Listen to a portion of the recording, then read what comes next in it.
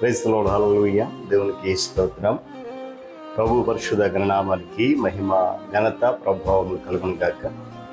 క్రీస్తునందు ప్రియులారా, దేవుడు తన మహాత్మను బట్టి మనకు నూతన ఉదయకాలపు వేళ వేకువన లేచి ఆయన నామాన్ని స్తుతించగలిగే ఒక చక్కటి శ్రేష్టమైన అవకాశాన్ని మనందరికీ అనుగ్రహించిన విధానాన్ని బట్టి ఆయన ఘనమైన నామంలో స్తుతులు, స్తోత్రాలు, వందనాలు, మహిమ, ప్రభావాలు కూడా చెల్లును గాక. క్రీస్తునందు ప్రియులైన దైవజనులు, స్నేహితులు, విశ్వాసులు, సహోదరి సహోదరులు, స్నేహితులు కార్యక్రమాన్ని వీక్షిస్తున్న ప్రియులందరికీ, ఆత్మీయులైనటువంటి వారందరికీ కూడా యేసయ్య నామములో శుభాలు తెలియజేస్తున్నాం. ఈ పరిశుద్ధ దినములో దేవుని యొక్క వాక్యం ద్వారా బలపడతాం రండి. ఈ దినం కూడా మేము ప్రేమతో ఆహ్వానిస్తున్నాను. అనుదిన అభివృద్ధి ఉదయకాలపు ధ్యానాలు అనేటువంటి ఈ ఆధ్యాత్మిక కార్యక్రమంలో అదొకటి పాలిభాసులు కండి. వాక్యాన్ని ధ్యానించి దైవాశీర్వాదాలు పొందుకోండి. దగ్గర బైబిల్స్ ఉన్నాయా? తెరచి చూడండి. లేని పక్షాన తెలివి మాట విని గ్రహించి వాక్య ధ్యానంలో పాలిభాగులు కమ్మని మనవి చేస్తూ నేటి దిన ధ్యానవాక్యంగా కొరింథీయులకు రాసిన మొదటి పత్రిక 7వ అధ్యాయము 24వ వచనాన్ని నేను చదువుతూ ఉన్నాను. సహోదరులారా, ప్రతి మనుష్యుడును ఏ స్థితిలో పిలువబడినో ఆ స్థితిలోనే దేవునితో సహవాసము కలిగి ఉండవలెను. దేవుడు తన పరిశుద్ధ వాక్యాన్ని మనందరి కొరకు దీవించును గాక. త్వరలో ఉంచి కళ్ళు మూసుకుందాం, ప్రార్థన చేద్దాం. ప్రేమస్వరూపి వందనాలు. తిరిగి మనకు నూతన ఉదయకాలం 10వ మాసము మొదటి పరిశుద్ధ ఆదివారం ఆరాధన కొరకు నన్ను మమ్మల్ని మీరు సిద్ధపరుస్తున్నందుకే స్తోత్రాలు చెల్లిస్తున్నాం. నిజాన్ని ఆధ్యాత్మిక కార్యక్రమాలు అనేక మంది బిడ్డలు బాల్యభాషలు అవుతున్నారు. వందనాలు, స్తోత్రాలు. ఈ దినం కూడా ఈ స్థితిలో బాల్యభాష చేసి నడిపించమని నీ దేవునితో నడిపించు, కృపల భద్రపరచండి. యేసయ్య నామమున అడుగుతున్నాం తండ్రి, ఆమేన్. చాలా సంతోషం పిల్లరా. చదువుకున్నటువంటి ఆ మాటను మనం జాగ్రత్తగా గమనిస్తే, ఈ రోజున దేవుని బిడ్డలుగా, సంఘములో, సమాజంలో, విశ్వాసులుగా, క్రైస్తవులుగా పిలువబడుతున్న మనమందరం కూడా ఒకనొక దినాన ప్రభు యొక్క వాక్యం చేత పట్టుబడి పిలువబడ్డాం. అయితే ఆ పిలువబడినటువంటి నాట నుండి నేటి వరకు, అనగా ఈ రోజు వరకు కూడా మన స్థితి ఎలా ఉంది అనేది ఒక ప్రశ్న. పౌలు భక్తుడు కొరింథీ సంఘానికి లేఖ రాస్తున్నప్పుడు చెప్తున్న మాటలు ఏంటంటే, సహోదరులారా, చక్కగా గౌరవంగా ఆప్యాయంగా పిలుస్తూ, మీలో ప్రతి మనుషుడు పిలువబడ్డాడు కదా. అయితే ఆ పిలువబడినటువంటి ప్రకారమే అదే స్థితిలో, అసలు మీరు ఏ స్థితిలో ఉన్నప్పుడు పిలువబడ్డారో అదే స్థితిలో దేవునితో సహవాసం కలిగి ఉన్నారు. చాలా చక్కటి మాట. హల్లెలూయా. అయితే దేవునితో సహవాసం అంటే ఏంటండి కదా? అయితే గమనించాలి, దేవునితో సహవాసం అని అంటే హృదయపూర్వకంగా ఆయనను ఎరిగి ఉండడం, హృదయాంతరంగములో ఆయన గురించినటువంటి ఆలోచన స్థిరపరచుకోవాలి. క్రీస్తులో ఉన్నటువంటి విశ్వాసులు ఆయనతో సహవాసం కలిగి ఉంటారని నేను మాట్లాడుతున్నాను. పాపములు జీవిస్తూ, తప్పులు చేస్తూ, తప్పు మార్గం నడుస్తూ, పరిశుద్ధతతో, సత్యముతో నేను జీవిస్తున్నాను లేక సహవాసం కలిగి ఉంటానంటే అది జరిగే పని కాదు, అది అసాధ్యం. ఎప్పుడైతే మనము పాపానికి, తప్పులకు దూరంగా ఉండి కేవలము పరిశుద్ధతతోనూ విశ్వాసంతోనూ ఉంటే ఆ సహవాసం అనేది చాలా శ్రేష్టమైనది. హల్లెలూయా. ఎందుకంటే వెలుగులో నడుస్తున్న ప్రతి ఒక్కరిలో కూడా ఈ శ్రేష్టమైన సహవాసం అనేది నిండి ఉంటుందని వాక్యం చెప్తున్నమాట.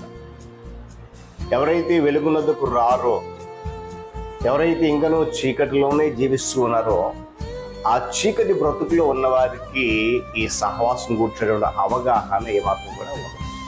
గమనిస్తాం. ఉదయకాల సమయం ప్రస్తుత దినాల్లో జీవిస్తున్న మనం ఒకవేళ పాపములో జీవిస్తూ, తప్పు మార్గంలో నడుస్తూ, చెడు ఉద్దేశం కలిగి లేక చెడు ఆలోచన కలిగి ఉంటే అవి మన మధ్యలో ఉన్నటువంటి సహవాసాన్ని ఖచ్చితంగా పాడు చేసేస్తాయి. అందులో ఎలాంటి సందేహం లేదు. చంపేస్తాడంతే, ఆ సహవాసాన్ని పూర్తిగా చంపేస్తాయి.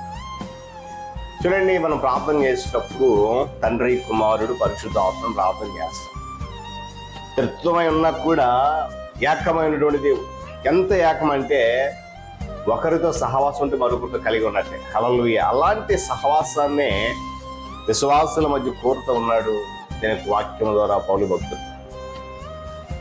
ఈరోజు నా ప్రియ సహోదరి సహోదరుడా, దేవుని బిడ్డ గమనించు, నీ యొక్క సహవాసము ఎవరితో చేస్తున్నావు?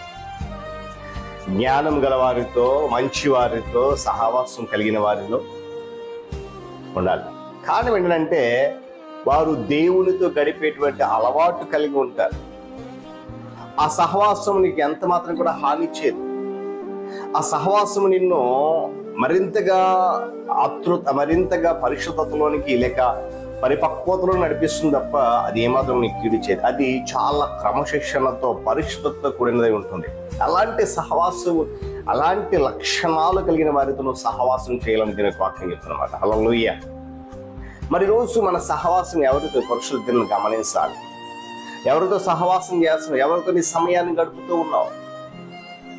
నువ్వు సహవాసం చేసే వారి ద్వారా నీకు ఎటువంటి నష్టం కలగకుండా చూసుకో.